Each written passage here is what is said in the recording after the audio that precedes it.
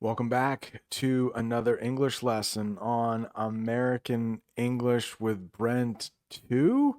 In today's English lesson, we are going to talk about 13 different English idioms that has the word arm in it. 13 different ways. You know that native English speakers use idioms all the time, and they're super difficult to translate. Like, if you don't know what it means, you're not going to be able to translate it. It's not going to make any sense. So, by the end of this English lesson, you will have a better understanding of how Americans, I guess, use the English language. So, this first one might be review. It's very common. If something costs an arm and a leg, it means very expensive. That new laptop cost me an arm and a leg. I would like to get another laptop to kind of improve my English lessons. I hope maybe they would look a little better, but wow, laptops are super expensive these days. Everything is expensive these days, right? Even gas prices. If you look at that picture there, it has something to do with gas prices. I asked AI to create an image of high gas prices. I think they did a pretty good job. The price of the gas is like over the guy's shoulder. So there is a little problem there. But other than that, I think you get the idea. What's going on with gas prices these days? It cost me an arm and a leg to fill the tank this morning. What does it mean if you twist somebody's arm? You have to twist somebody's arm to do something.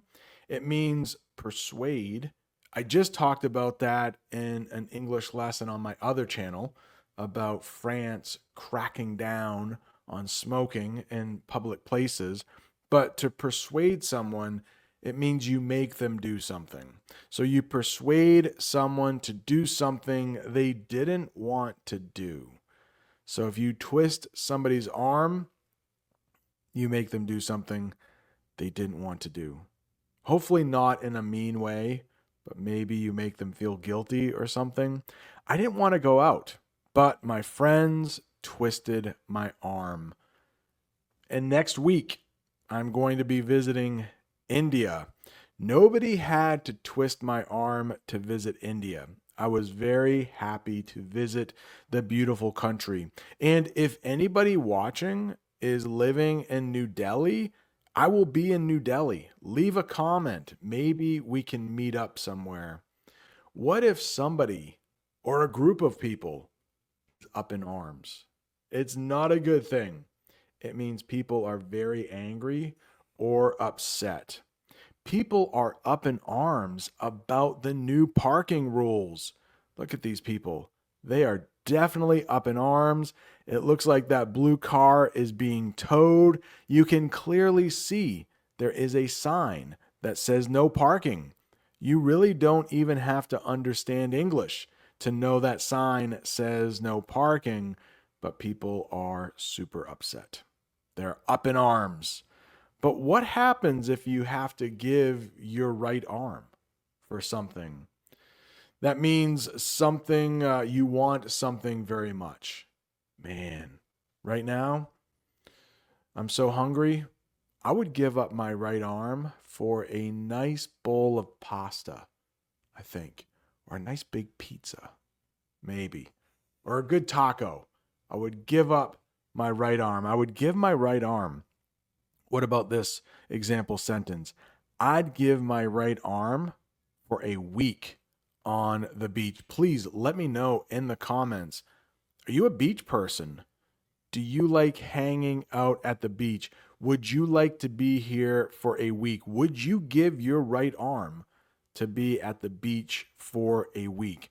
I have another sentence here for giving up your right arm. We also have some other body parts in English that we would give up if we want something badly. I will not discuss them on this channel. Maybe you can look them up, but not appropriate for children. I'm not going to even talk about it. Let's stick with the right arm. Hey, but I am left-handed, by the way. So I write with my left hand. So it's not as important to me to give up my right arm. For me, I might say I would give up my left arm, but that's not really an idiom we use. Stick with the right arm. I would give my right arm to have someone come in and clean my house each week. Like, in other words, you would pay a lot of money if you wanted your house cleaned. Maybe you don't like doing it yourself, so I would pay a lot of money. I would give up my right arm. I would give up a couple other body parts if someone would just come in and clean my house. Hang on just a second. I need to interrupt the English lesson to let you know I am offering private one-on-one English conversations. If you want to improve your English and you want me to be your tutor, check out the comment section or the description below. There you will find a link to sign up, and if you use the code 10OFF, you'll get 10% off your lesson. Okay, now back to the English lesson. What about this one? Keep someone at arm's length. And you know what I forgot to mention at the beginning of this English lesson is that later we are going to have a quiz over some of these idioms. But what happens if you keep someone at arm's length? That means you avoid being too close or friendly. He keeps his neighbors at arm's length.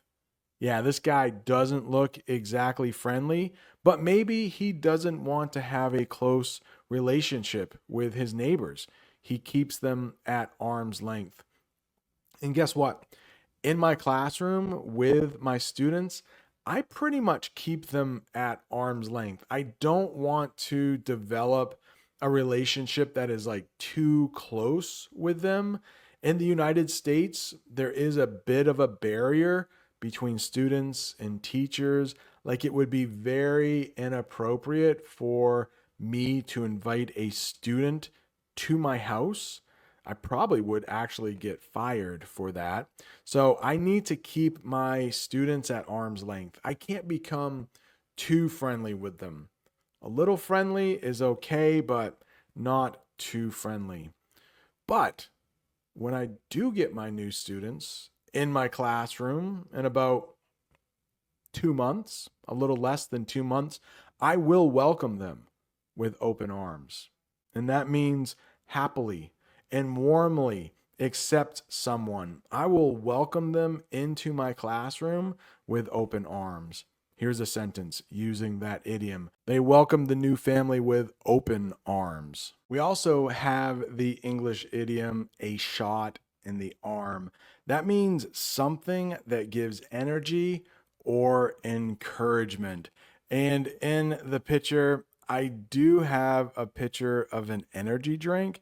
And to be honest, when I wake up in the morning, I don't drink coffee. Many people might drink coffee for that little shot in the arm in the morning, but I drink energy drinks. Probably not the best for me. The good news was a shot in the arm for the team. Maybe they needed a little pick me up. It's another way to say that you got a little energy or you got a little encouragement from something. Seeing old friends gave him a shot in the arm and lifted his spirits. We also have this, the long arm of the law. The long arm of the law means the power of the police or law to catch people. The long arm of the law finally caught up with the thief. Number 9. What did we say? We had 13 of these. Number 9. What if somebody is walking arm in arm? Well, take a look at the picture. You probably don't even need the definition for this, but they are walking arm in arm. It's almost not like an idiom because their arms are wrapped around the other person, but that means walking closely together, linking arms. They walked arm in arm through the park. I don't really have anyone in my life that I would walk arm in arm with in the park, except for my wife. But maybe you have a good friend and you could walk with them arm in arm. I think it's more common to see little kids walking arm in arm. What if somebody is using strong arm tactics? This poor boy in the picture who is being pushed up against the wall. It looks like the other boy is using strong arm tactics to maybe persuade him to do something. Strong arm tactics. That's hard to say. Strong arm tactics means using force or threats to get what you want. I mean, I don't know if I would use persuading with strong arm tactics. I guess you could, but I mean, it's really strong persuasion, we would say. The company used strong arm tactics to take control. We have another one here, number 11, an armchair quarterback. This might help if you know the sport of football, or maybe where you live, you call it American football. Here, we just call it football. And the people on in the picture, they are watching a football game. Oh no, I just got a message saying my battery is low on my laptop. See, I need a new laptop, but they cost an arm and a leg these days. So an armchair quarterback, or you might hear armchair critic, or an armchair expert, that is someone who gives opinions about something they only watch and they don't do it. So maybe one of the people in the picture is saying, oh, the quarterback should have done that, or the coach should have called that play. So even though they are not involved in the game, they are not playing the game, they are telling someone how to do something. Don't be an armchair quarterback. Try it yourself. We also have another kind of idiom that's like armchair quarterback, and that is backseat driver. Now, a backseat driver, this person is in the back seat. You don't have to be in the back seat. You really don't even have to be in a car to be a backseat driver. But a lot of times, if somebody is driving and another person in the car is telling them how to drive, we would call them a backseat driver. It can be really annoying if you are the one driving the car and other people are telling you how to drive. It's almost like an armchair quarterback. We use backseat driver mostly in a car, but an armchair quarterback could be pretty much anything. Like if a student is telling me how to teach in my classroom, we could call them an armchair quarterback. Next one, bare arms. Actually, it would be helpful if I put the picture up for bare arms. Now, in the photo, I do have a teddy bear and he is holding a gun. So when you hear like the right to bear arms, it has nothing to do with the animal bear. It means to have or carry weapons, often about rights. And a lot of Americans feel that it is their right to bear arms, to own weapons. In the US, many people say they have the right to bear arms. Now, this is the last one before the quiz. So hopefully you have been paying attention. Maybe you need to rewatch some parts of the English lesson because I have 10 questions for you. They are multiple choice. Well, let's talk about this one first and then we'll get to the questions. What if somebody is folding their arms? I mean, they could be upset if they fold their arms, and the man in the blue shirt clearly looks upset, but the woman, she's also folding her arms and she doesn't look all that upset, but it means to cross your arms over your chest. And it can show like you're waiting, maybe you're impatient, or you could be upset. Or maybe you just don't know what to do with your hands, so you could be folding your arms. She folded her arms and waited for an answer. Okay? Are you ready? 10 questions here. about some of the idioms we talked about. If something costs an arm and a leg, is it very cheap? Is it very expensive? Is it very fast? Or is it very small? Should I count to 5 to let you think? You probably don't need that much time. 1, 2, 3, 4, 5. Hopefully you said very expensive. If something costs an arm and a leg, it's very expensive. How about number 2? If your friend twists your arm, they are hurting you. Well, yeah, if it's not an idiom, A would be correct. But we're talking about idioms here. So here's a little hint. A is not correct. So is it making you angry?